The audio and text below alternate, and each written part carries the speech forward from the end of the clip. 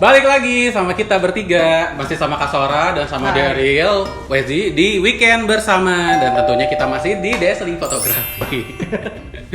Jangan lupa di follow. Oke, di segmen kedua ini kita udah bakal ngebahas lebih topik utamanya. Yang kemarin gue udah ngebahas, gue udah tanya gitu kan ke netizen. Kenapa gue tiba-tiba pengen banget bikin topik ini? Kenapa tiba-tiba gue pengen ngebahas topik ini? Karena gue mulai melihat ya, di sosial media itu gue mulai banyak banget netizen yang datang ke gue. Mereka itu mulai, yang gue lihat ya, ini keresahan gue adalah orang-orang tuh mulai terobsesi sama hal-hal supranatural yang kadang menurut gue kayaknya ini kita harus kasih sedikit informasi biar lebih melengkapi apa yang mereka ketahui gitu tentang hal-hal ini gitu, karena nggak semuanya baik gitu ya. Takutnya salah jalan gitu, takutnya apa. Jadi kita bakal ngebahas aja. Nah, kemarin itu yang sering banyak banget dipertanyakan itu tentang astral projection. Nah, kalau astral projection sendiri lu familiar gak? Familiar. Daryl familiar karena lu juga udah mengalami ya? Mengalami banyak. Kasora familiar gak sama astral projection? Aku bukan ini pernah ngalamin tapi nggak pernah secara spesifik di situ. Kalau Daryl kayaknya. Oke, berarti ntar yang bakal kita banyak tanya-tanya tentang dimensi asal lu lebih ke Daryl ya, karena kayaknya Daryl tahu ya, maksudnya kayak ada berapa dimensinya itu lu bahkan lu tahu gitu.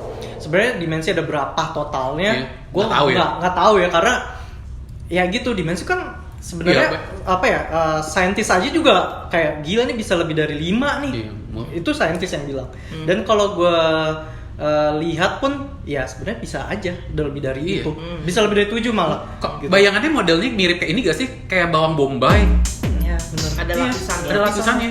Dan itu ya gak ada yang tahu sih lapisan itu berapa, karena tiap orang aja bisa ngelihatnya beda-beda gitu. Ada yang tembus bisa sampai ke dimensi mana di tiap dimensi itu dan beda-beda, ya kan? Ya, Oke, ntar kita bakal ngebahas itu.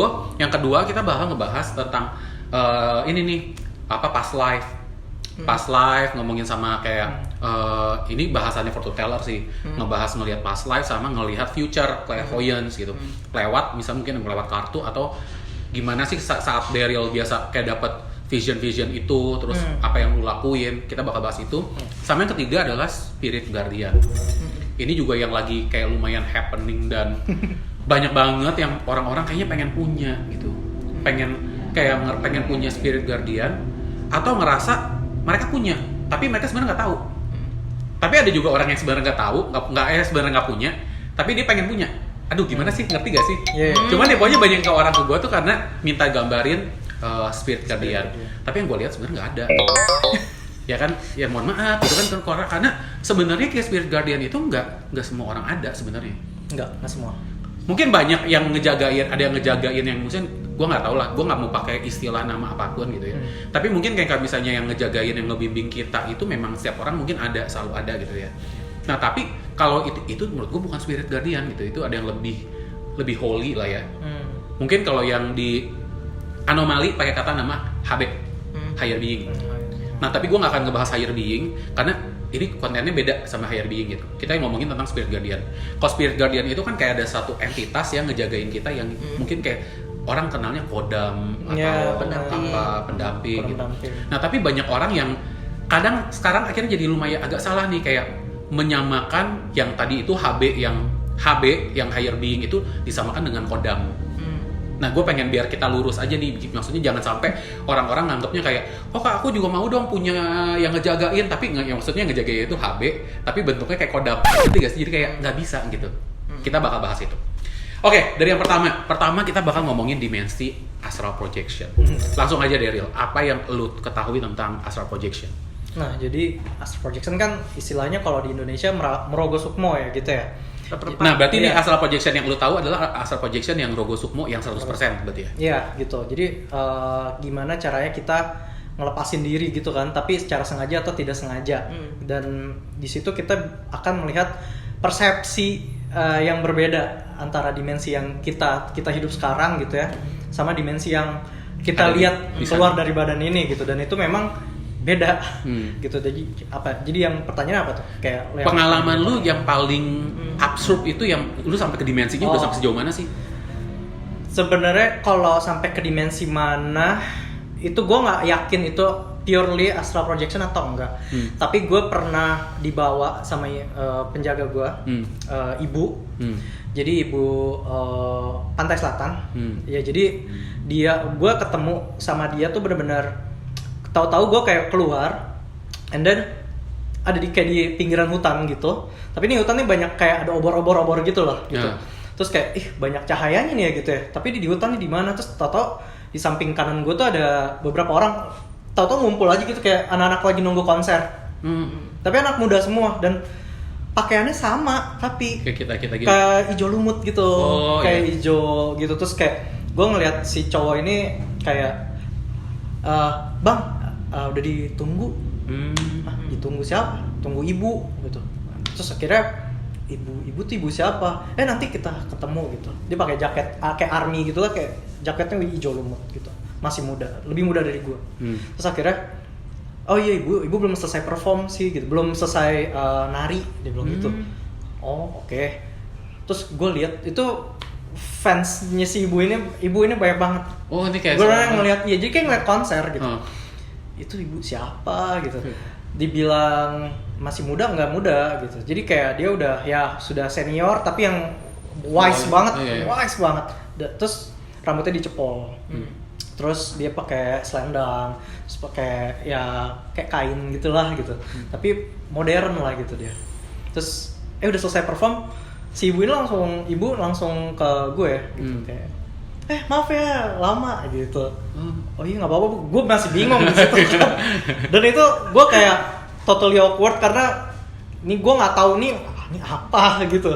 Soalnya itu kayak pengalaman pertama gue banget kan setelah sembuh mendadak. Terus gue nggak lama gitu. Langsung situ ya? Terus dari situ dia bilang, Van, apa kabar kamu gitu? Baik, gue bilang gitu. Terus ngomongnya ada aksen daerah gitu gak? Ini kayak gini tadi kayak, Van, apa kabar kamu? Kayak gitu. Tone-nya kayak gitu. Kayak ibu-ibu modern sebenarnya. Baik bu gitu. Dia nggak memperkenalkan dia itu siapa. Dia siapa, tapi dia bilang gini. Pokoknya enggak, dia bilang gini. Ya nama saya tuh Sari, belakang Sari. Dia agak panjang kayak nama Jawa gitu. Terus oke. Gue belum tahu itu ibu Pantai Selatan sebenarnya di saat itu. Terus gue bilang, Bu, ibu tuh suka nari ya bu ya? ya saya suka lah seni sama kayak kamu, dia bilang gitu.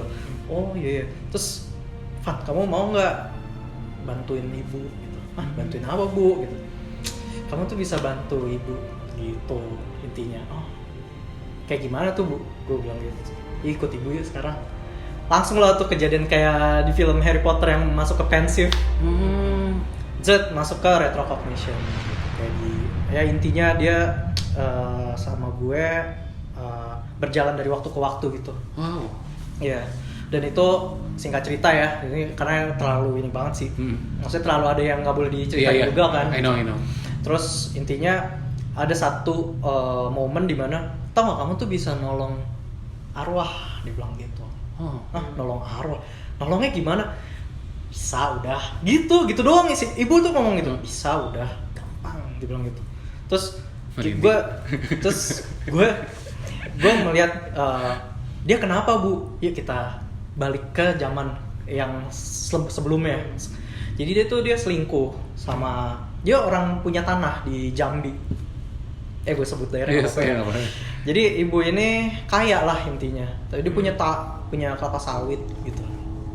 Terus dia dibunuh lah gitu. Dibunuh. Gue nggak tahu di Jambinya di mana, tapi kayaknya tuh di gue tuh kayak Jambi atau di daerah-daerah deket-deket situ lah. Ada kelapa sawit.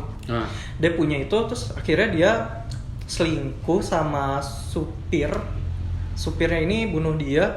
Gue sampai hafal motornya si ibu ini punya motor putih itu sampai diambil pas dia meninggal. Akhirnya dia jadi gentayangan lah di kelapa sawit ini. Dan gue ngelihat waktu pas di gentayangan, jadi ada 2 motor, orang lagi jaga ya, biasanya ada penjaga ya ternyata ya. Penjaga tiap malam shift gitu ya di kelapa sawit. Dan gue baru confirm ke temen gue yang punya kebun sawit. Iya memang biasanya tuh kalau malam-malam ada yang jaga gitu naik motor gitu katanya gitu. 2 orang, gue bilang iya emang gue boncengan biasanya gitu. Karyawan gue juga gitu. Gue jadi kayak ini juga berarti benar kali ya gue ya yang gue lihat gitu. Gak halu, bukan mimpi Gak halu, iya. Karena detail banget, terus sampai dia tuh kayak sedih banget gitu, bener jadi kuntilanak. Oh, jadi kuntilanak gitu dan sedih banget gitu. Tapi dia sebenarnya bukan gentayangan yang nakut-nakutin, tapi dia kayak, lu nih gue gimana gitu. Yang tipe yang sedih ya, tipe yang gitu. Meratap gitu. Terus akhirnya kayaknya dengan kesimpulan itu sebenarnya si Ibu Sumiati ini, gue tahu namanya Sumiati. Bahkan sampai dapat nama ya. Sumiati ini ikut gue akhirnya sampai dia didoain. Nah akhirnya gue singkat cerita gue bawa diri gue ke Padepokan. Padepokannya Ustadz Arif Budiman, Pak guru. Jadi Pak Ustadz ini bilang memang kamu bisa bantu dia sih sebenarnya. Kamu datang ke sini kita doain gitu. Jadi sebenarnya ngebantunya itu berarti nyebrangin ya? Nyebrangin, iya. Ya, mirip-mirip sama teman-teman yang sudah ketemu sama gue. Banyak yang nyebrangin arwah. Terus nyebrangin ke tempat yang lebih baik. Bener, kayak gitu. Jadi katanya kamu tuh ibaratnya lampu yang berjalan gitu. Jadi kalau di dimensi itu orang-orang yang bisa bantuin arwah penasaran itu ya kita tuh kayak lampu bohlam berjalan. Pantesan gitu. Didatengin jadi ya. didatengin kayak jadi kayak dia laron ya gitu. Oh iya. Jadi ya dia soalnya kan gelap jalannya, kayak mati lampu kan gitu. Berasa hermit ketemu sama lampunya nggak sih? Iya. Iya, gue udah hermit ya soalnya. Gue merinding dari ini. Tapi gue dapet vision loh. Ini gue barusan dapet vision yang lu jalan itu sebenarnya yang si Daryl pergi ini lu lumayan agak jauh. Kalau bisa sampai gelap itu. Karena kalau yang enggak, correct me if I'm wrong, dimensi yang paling dekat sama kita itu dimensi adalah dimensi roh-roh yang halus-halus yang kasar-kasar sih, yang maksudnya kayak kuntilanak kayak gitu. Itu yang paling dekat sama dimensi kita. Itu benar-benar gesekannya paling, kalau bergesek tuh paling banget sering sama dia. Di sana kayak cuaca nuansanya itu lebih terang, masih mirip sama kayak kita, redupnya cuma redup dikit. Nah nanti tuh makin keluar, makin jauh itu makin gelap sih. Makin gelap. Dan gue bener kayak gue pernah nolongin beberapa roh. Oh iya, boleh sambil lihat. Dia selalu gambarin, suka digambar juga, suka di apa yang datang ke dia digambar, terus dia bikin jurnal. Iya, bikin jurnal mana ya? Bentar. Jadi semua kayak apa yang vision yang si Daryl dapat itu dia gambar di situ, kasih waktunya, dia post di Twitter, biar kalau kejadian itu ada bukti. Nanti di foto ya, biar bisa tuh. Nih. Itu tuh salah 1, salah 2, salah 3, salah 4. Ini apa nih, Astral Creature, Contact Monday, 14 September jam 10.30. She came when I was praying. Lagi doa di Isya ya. Dia butuh di blessing. She also appeared in my dream after that, after another creature. She was so cold and antisocial. Hantu aja antisosial ya. Bener, ada. Berasa sih. Yang paling kuat yang ini. Iya, udah tadi ngeliatin ini. Dia kasihan banget.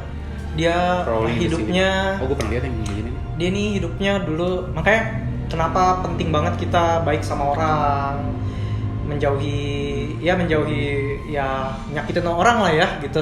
Tapi butuh didoain ya. Butuh didoain, dan dia benar-benar kayak yang si roh ini yang ini, dia benar-benar kayak tolong foto saya, tolong ingat saya, dia bilang gitu. Nggak ada yang ingat sama dia soalnya. Kasian banget. Dan dia bilang kayak please remember me lah gitu, kayak dia bilang gue butuh didoakan gitu, kayak ingat saya pokoknya, jangan sampai lupa saya. Terus dia tuh di langit-langit, jadi tuh gue ngeliat ini dia kayak, gue nggak tahu karena kalau di dimensi lain tuh gue nggak bisa menjelaskan apakah itu rumah sakit, apakah itu gedung lama, apakah itu sesuatu gedung sekolahan, gue nggak pernah bisa deskripsikan, tapi itu gedung tua.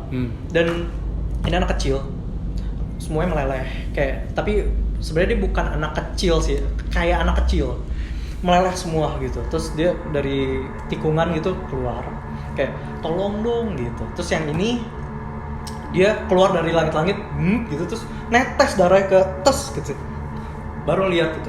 Terus itu ini bolong-bolong ini darah semua. Jadi netes dia ke lantai. Jadi dia menandakan dia ada tuh dengan meneteskan darah itulah. Terus dia bilang, tolong ingat saya. Itu tuh kuntit bukan sih? Dibilang kuntilanak, lebih serem dari kuntilanak loh. Iya ya. Nah gini gitu. Maksudnya kayak gue juga bingung, gue juga nggak bisa mengklasifikasikan hantu berdasarkan dari dimensi nih, karena biasa tiap dimensi itu tuh beda-beda. Kadang kan memang ada dimensi yang kalau gue pernah tembus ke dimensi yang ada kun itu ada, memang itu benar-benar obviously kun-kun, pocong gitu memang benar. Tapi ada juga gue pernah tembus ke dimensi yang bahkan gue nggak bisa klasifikasiin mereka tuh apa. Sampai gue nggak bisa ngomong mereka itu hantu. Karena gue ngerasanya kayak ya mereka cuman makhluk yang ada di sana gitu. Karena ada yang bentuknya kayak creatures aja kan. Iya, creatures yang memang yang tinggal di dimensi itu gitu. Nah, kalau menurut lu ya Daryl, ini kan kita ngomongin masalah dimensi-dimensi. Lu maksudnya kayak cara mulai berasa gini deh.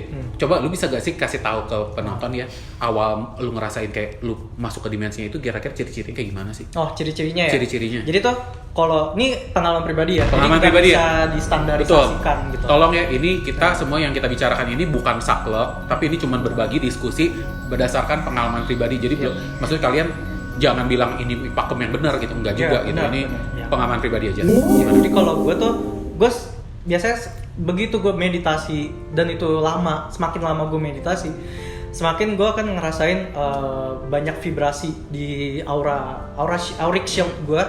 Itu akan kerasa banget, dan biasanya tangan kanan gue nih kalau ada sesuatu yang harus gue proyeksikan, apapun itu, mau nolongin orang, mau bacain tarot, mau apapun itu, yang kayak gue akan berinteraksi tangan kanan gue dari ada yang jalan gitu. Iya, nyetrum gitu. Gitu. Dan itu makanya kan tos dulu dong. Terus sebelah sininya dingin. Iya. Ini tuh kayak nggak ada apa-apa gitu, kayak empty banget. Iya, tapi dingin, lebih dingin sebelah sini kan. Iya. Dan ini tuh kayak kenapa sih, apa gue kolesterol atau apa gitu kan. Awalnya kayak gitu, tapi nggak mungkin gitu. Ternyata setelah gue merasakan itu, nanti gue kayak mau tidur tapi nggak bisa tidur.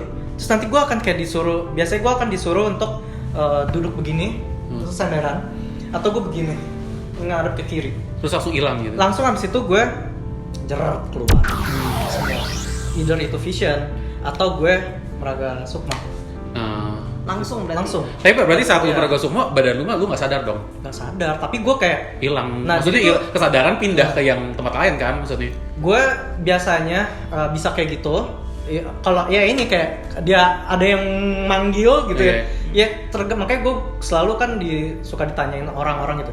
Berarti lu bisa komunikasi sama hantu dong? Kalau mereka mendetek gue atau mereka mau dan mereka butuh bantuan karena memang destinasinya gue bisa bantu si arwah-arwah ini, ya mereka akan ketemu gue dengan jodohnya itu gitu. Tapi kalau misalnya gue pengen tahu deh nih, ini setan di pojokan ini gini-gini, nggak bisa. Iya. Diniatkan kita malah nggak bisa. Nggak bisa. Nggak suruh terawangan. Karena mungkin jatah gue bukan itu. Betul. Gift-nya kita, tujuan misinya kita bukan kayak gitu. Tapi kadang-kadang bisa suka masuk ke mimpi juga nggak sih? Bisa. Mimpi, iya. Tapi bukan Kalau mimpi gitu. Iya. Dari A sampai Z gue kayak lucid dream. Lucid dream. Iya, aku lebih sering kalau aku lebih sering lucid dream. Atau ini kamu lagi kayak teta gitu loh, pas kita udah mau jatuh. Teta, ya. Iya, benar. Teta tuh apa? Kalau alpha tuh kan kesadaran penuh. Kita kan. Beta ya, sorry. Beta kan kesadaran penuh kita ada di sana. Kalau teta itu biasanya peralihan, kalau udah mau bobo, kebobo, setengah bobo, setengah melek gitu. Oh, itu namanya teta. Teta. Dan itu saat-saat yang baik untuk memanifestasikan energi apapun itu. Dan kalau kamu memang clairvoyant biasanya atau punya bakat spiritual yang lebih dalam, biasanya itu apa aja bisa terjadi. Bisa terjadi. Bisa dapat vision, bisa dapat apa. Tapi itu juga kemampuan paling susah untuk dikontrol, bener nggak? Bener sekali. Sampai sekarang gue nggak bisa kontrol itu, kayak gue ingin datang ke sini, gue ini gitu. Susah karena kita bukan tipe yang bisa ngontrol, tapi karena kalau ada yang ngajak kan, kalau misalnya yang ngejagain kita ngajak buat kemana gitu, baru makanya bisa keluar. Tapi gitu. baru berasa biasa dapat message-nya atau dapat gambaran, potongan cerita segala macam justru pas teta. Kalau aku gitu. Tapi susah banget kan kita mau ngontrol kayak ini nih. Kita lagi pengen ini, mau ini gitu kan, atau mau ini lebih susah kan, ngontrol tuh susah banget. Tapi berarti kalau menurut kalian ya, lucid dream itu ada bagian dari dimensi itu gak di salah satu itu, atau beda alam aja? Lebih beda alam lagi. Kalau dari aku sendiri itu kadang-kadang bisa, aku pribadi dari pandangan aku ya, dari yang aku pernah ngalamin itu memang kadang-kadang ada irisan. Jadi kamu berada transisi di antara sadar nggak sadar, kadang-kadang kamu bisa ketarik ke energi lain. Apalagi kalau kamu abis bersinggungan sama sesuatu yang energinya besar. Misalnya kayak contoh kayak Tom kan misalnya lagi penelusuran nih, misalnya ke satu tempat, atau misalnya mungkin Tom juga pernah, kalau aku lihat sih pernah ke tempat sakral juga misalnya, nah itu bisa ketarik ke energinya itu, residunya masih ada, residunya masih ada, jadi pasti kamu akan sepersekian detik ketarik ke sana juga, gitu. Jadi dan karena itu memang sebenarnya secara aku punya temen yang dia memang bisa melatih lucid dream itu bisa dilatih katanya. Bisa. Nah memang tapi memang skill yang tidak mudah gitu untuk melatih lucid dream itu. Kalau udah bisa dilatih, kita bisa milih Tom. Yes. Gitu. Tapi biasanya kalau anak indigo dapatnya yang mana? Tapi memang biasanya gitu, kalau itu on, kamu justru akan jadi gini. Kalau kita ke dimensi lain, kita yang jadi hantunya, tahu kan itu? Iya. Kita yang jadi pusat perhatiannya. Kita yang jadi aliennya. Bener, kita aliennya. Karena kan memang kita masuk ke dimensi yang mereka mayoritasnya kita penyelundup. Dan pasti kamu dilihatin ya. Dilihatin. Maksudnya langsung dilihatin, terintimidasi sama yang mereka langsung kayak, mah ada, mau gua kan waktu itu pernah tembus kan, ada anak kecil sampai ngomong ke mamanya, mah dia bisa melihat kita. Lah, masa gue jadi kayak gue setannya gitu kayak. Emang iya, kalau kamu ke dimensi lain, kamu yang anehnya, kamu aliennya. Kita lihat dulu ya. Iya, soalnya kan kayak kemarin itu jadi kayak mulai ada kayak orang ngebahas sih, lebih jadi kayak diskusi antara astral projection sama lucid dream itu apakah sama. Tapi menurut gua karena itu beda. Beda. Karena kalau lucid dream itu setahu gua kan kita bisa ngebangun itu, kalau misalnya kita itu bisa dilatih. Lucid dream itu bisa dilatih. Setahu gua ya itu bisa dilatih, dan kalau di saat di lucid dream itu kita bisa mengendalikan mimpi. Betul. Kita bisa mengendalikan mimpi. Jadi kan sebenarnya itu kayak dunia mimpi yang bisa kita kendalikan. Kita mau munculin siapapun bisa. Tapi memang sering ditunggangi sama makhluk-makhluk astral juga, kadang buat komunikasi. Karena kan dunia mimpi kan memang salah satu kayak fasilitas buat makhluk astral buat komunikasi sama kita ya, apalagi yang orang-orang yang nggak bisa ngelihat langsung atau komunikasi langsung gitu kan. Jadi yang mereka bisa buat mimpi. Yang tadi gue alamin itu sebenarnya kayak astral traveling yang sama ibu. Nah, karena yang kalau yang lu itu juga lebih jauh. Karena yang lu kalau misalnya sampai dibawa sama ibu, itu jauh, itu pengalaman yang luar biasa sih. Itu pengalaman luar biasa. Time travel kan ya soalnya. Iya, time travel. Bukan time travel, tapi terus ini dimensinya jauh juga. Lu bukan dimensi yang satu yang cuma 1 2 3, kita tahu udah yang berapa. Ini udah jalur VIP yang serius.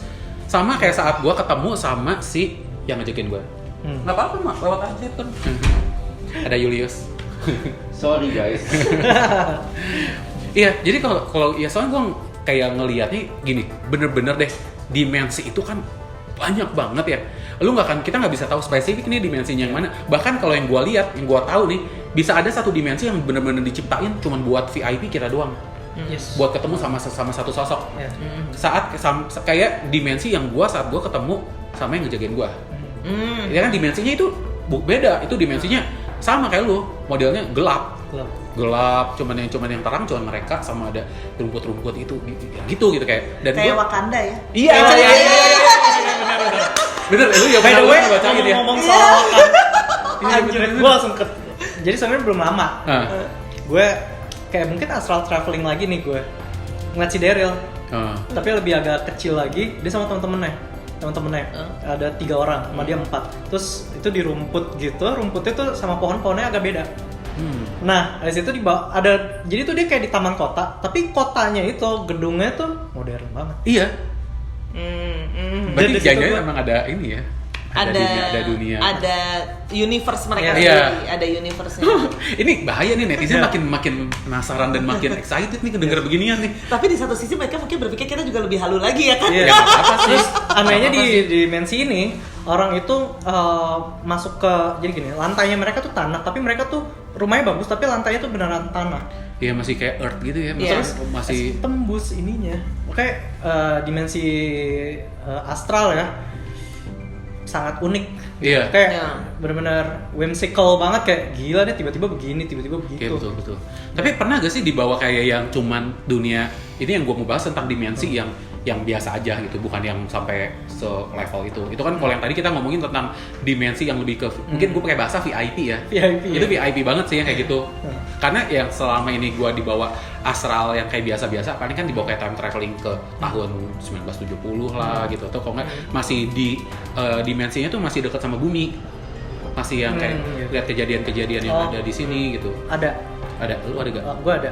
Jadi waktu itu kan Gunung Merapi sering aktif. Terus habis itu dia meletus, terus habis itu diem lagi, habis itu meletus lagi gitu ya, erupsi lagi. Belum lama ini kan erupsi tuh, ya kan. Nah waktu kemarin itu ada yang manggil gue gitu waktu mungkin dengan gelombang theta itu di dalam keadaan gue kayak tidur nggak tidur gitu ya. Itu ada yang manggil gue, akhirnya gue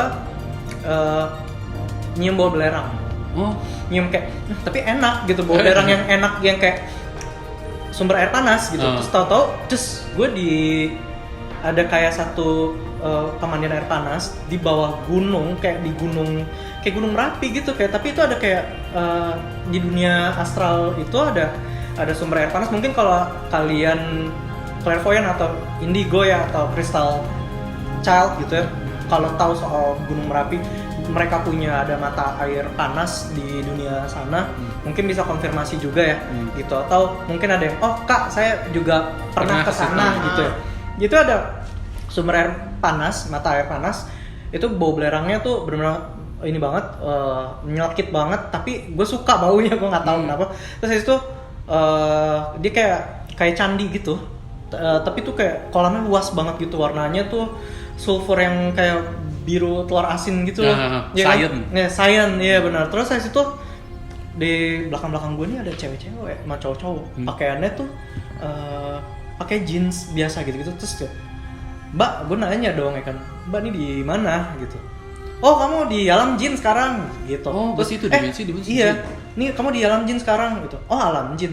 Iya, terus tapi kok pakaiannya pakaian kayak gue juga, maksudnya kayak pakaian anak-anak cewek, anak-anak yang cewek suka pakai baju lah gitu, maksudnya kayak biasa aja. Normal aja gitu. Terus dia bilang, maaf ya mas, saya ke ini dulu ya, saya jalan dulu, ngilang semua. Terus yang lain kayak lagi ngobrol-ngobrol terus ngilang, ngobrol-ngobrol terus ngilang gitu.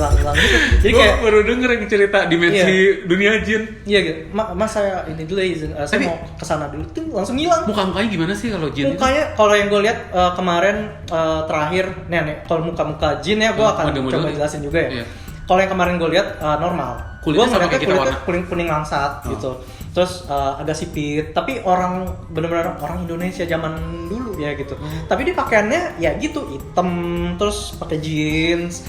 Ya mereka mungkin mereka punya fashion juga kali ya di sana. Mungkin sih. Mungkin ya. Kalau gue nggak pernah bisa jelasin itu karena begitu gue lihat, gue kan mengingat sekali ya detail-detail yang mereka pakai. Mereka juga kayak ada satu alat gitu yang kayak mereka pakai, mereka bawa di tangannya. Handphone gitu. Kayak handphone. Terus tapi Mas, kan gue nanya terus ini alam jin mana, gue bilang gitu kan.